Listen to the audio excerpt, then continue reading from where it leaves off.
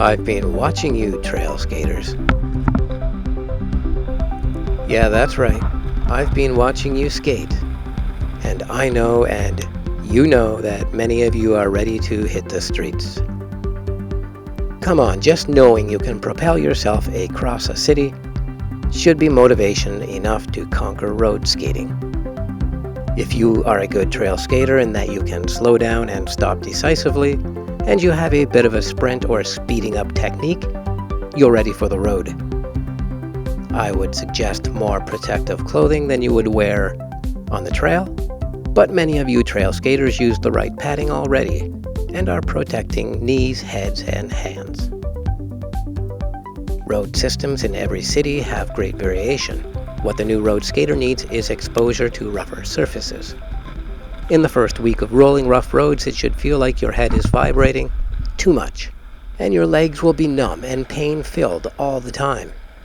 The rough road is stimulating your upper and lower legs to respond to the force below by producing mini involuntary contractions from 10 to 30 or more per second.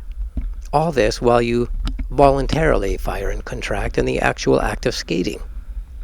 After 5 or so challenging road skates where you seek the rough stuff, you should find that across shit pavement, your eyes don't blur, your teeth don't chatter, but you still get tired fast. Endurance and efficiency can overcome, but only for so long.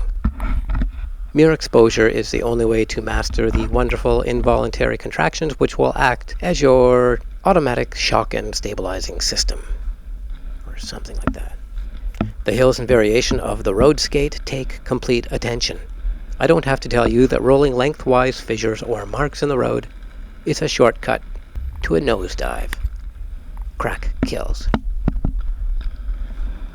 Though I suggest you seek the emptiest roads possible, you also have traffic to scan for.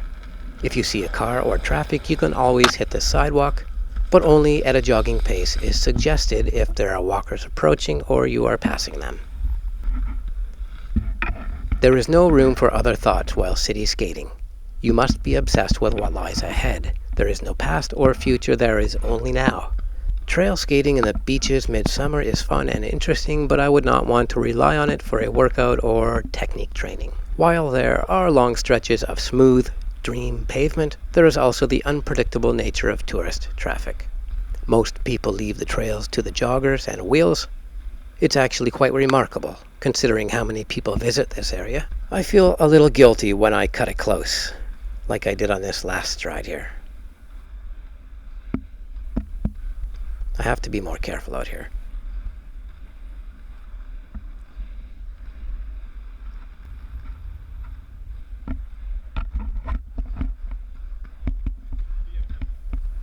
I've had people jump out in front of me from nowhere on this trail. I've burnt a lot of rubber and choked down an abundance of explicit opinions.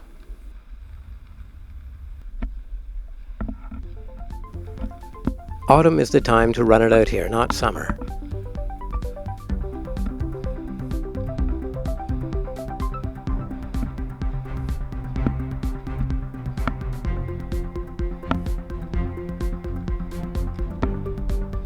I suppose it's good that the trail forces me to slow down.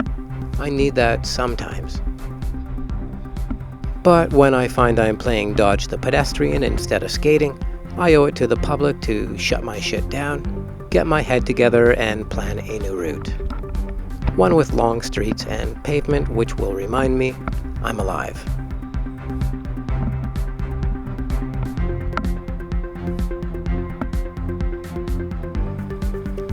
I hope to see more of you on the streets of Toronto.